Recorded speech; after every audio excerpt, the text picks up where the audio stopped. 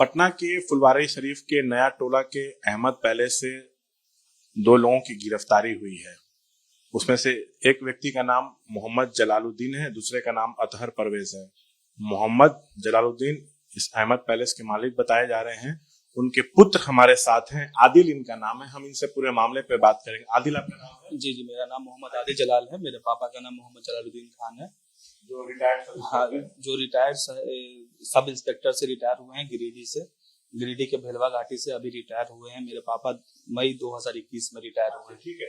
Police यहाँ से 11 तारीख को आपके पिताजी को और एक अतहर परवेज को लगी थी। पुलिस का कहना है कि ये लोग आतंकी ट्रेनिंग देते थे। इस घर में दूसरे राज्य से लोग आते थे, युवाओं को ट्रेनिंग देते थे। दूसरे राज्य से यहाँ पे युवा का ट्रेनिंग लेते थे, उनको आतंकी ट्रेनिंग दी जाती थी, उनका ब्रेन वॉश किया जाता था। हिंदू मुस्लिम के बीच में कैसे तनाव पैदा किया जाए इसकी जानकारी दी जाती थी। उसके बाद दंगा भड़काने की उनको बताया जाता था कि कैसे दंगा भड़काया जाए। तो क्या ये सब यहाँ होता था? पुलिस को छापेमारी में यहाँ से PFI SDPI के कुछ बैनर पैम्पलेट वगैरह, आपका क्या कहना है? देखिए, मेरा कहना है कि हम लोगों ने अतहर साहब को, ये अतहर परवेज साहब हैं, इनको हम लोगों ने ये बिल्डिंग रेंट पे दिया था। ठीक है, पूरा ये रेंट पेपर हो गया, हम लोगों ने रेंट पे दिया था इनको। ठीक है, पूरा पेपर है, हम लोगों ने इनको रेंट पे दिया था। ठीक है, इनको हम लोगों ने तकरीबन फरवरी में दिया था रेंट पे, लेकिन इन लोगों ने अभी तक ओपनिंग नहीं किया। ठीक है, और यहाँ पे कोई भी आता नहीं था। वो अभी यहाँ पे कंस्ट्रक्शन का काम ही कर रहे थे।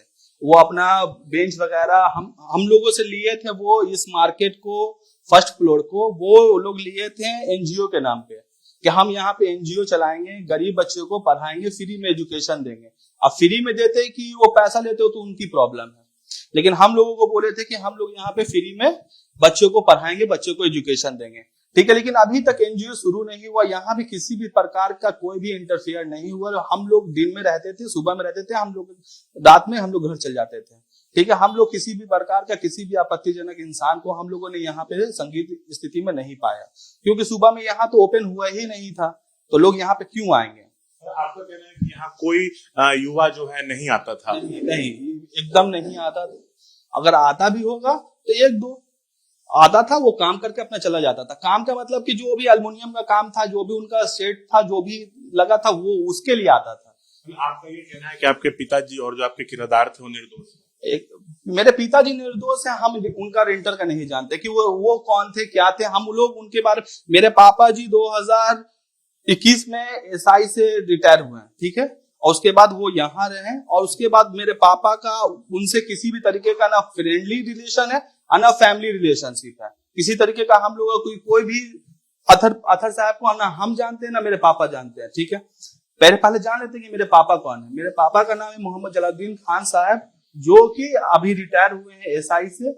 झारखंड में वो पुलिस थे। ठीक है, वो हाँ, मई 2021 में रिटायर हुए हैं, और वो 40 साल इस देश की सेवा किए हैं। जो भी गंभीर उन पे आरोप लग रहा है, आप ही बताइए, जो इस देश की सेवा करके 40 साल आया है, वो क्या बंदा ऐसा कर सकता है? पहले आप मेरे को जवाब दीजिए, कर सकता है? कभी नहीं कर सकता। उनका बैकग्राउंड निकालिए, उनके बारे में पता कीजिए, किसी भी इंसान से पता कर लीजिए।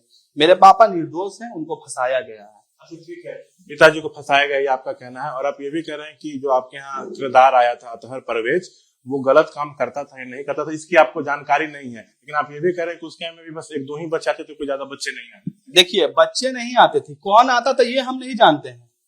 कौन आता था ये हम नहीं जानते, क्योंकि वो हमारा फ्रेंड नहीं था या हमारे फैमिली से रिलेशन नहीं था। वो सिर्फ एज ए रेंटर था, तो वो किसको बुलाता था ये हमको नहीं पता। लेकिन वो अल्युमिनियम का काम इस पे होता था, इस फर्स्ट फ्लोर पे। वो अल्युमिनियम अपना लेके जाता था, वहां पे काम कर, अभी अंडर कंस्ट्रक्शन ही था।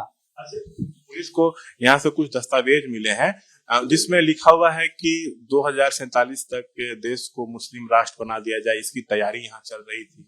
ऐसी यहाँ पे कोई तैयारी नहीं चली थी। यहाँ से दस्तावेज नहीं हासिल हुए हैं। दस्तावेज जो भी हासिल हुए हैं वो अतहर साहब के घर से ही हासिल हुए हैं। यहाँ से कोई भी किसी भी प्रकार का, किसी भी तरह का कोई भी डॉक्यूमेंट्स यहाँ से। आप यहाँ रहते थे? अतहर साहब यहाँ नहीं रहते थे। अतहर साहब अपने घर पे रहते थे। ये सिर्फ कोचिंग संस्थान को चलाने के लिए इसको रेंट पे लिए थे। कोचिंग संस्थान को चलाने के लिए वो रेंट पे लिए थे, और मेरे पापा इनको रेंट पे दिए थे। सिर्फ उसका पूरा डिटेल्स है। अब मेरे पापा बहुत रिपुटेटेड इंसान है, आप मेरे पापा के बारे में पता कर लीजिए।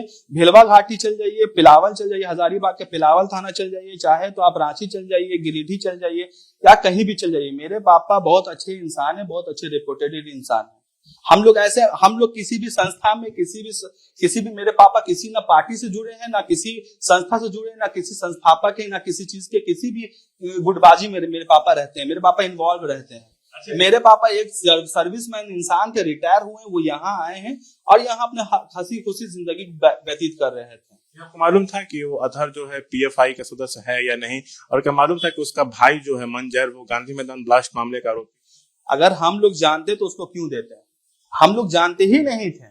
हम लोग उसके अतहर के बारे में हम लोग कुछ भी नहीं जानते थे। वो सिंपली आया कि हमको रेंट चाहिए, हम लोगों ने उसको सिंपली रेंट दिया। जो भी सरकार का गवर्नमेंट का प्रोटोकॉल होता है उसको हम लोगों ने फॉलो किया, एग्रीमेंट बनवाया, उसका आधार कार्ड लिया, जो भी प्रोटोकॉल होता है उसको हम लोगों ने गवर्नमेंट का प्रोटोकॉल फॉलो किया। तो ये जो जलालुद्दीन गिरफ्तार हुए हैं, उनके बेटे जो कह रहे हैं कि मेरे पिताजी जो है पूरी तरह से निर्दोष हैं। कैमरा पर्सन विशाल राय के साथ शशांक कुमार, एबीपी न्यूज पटना।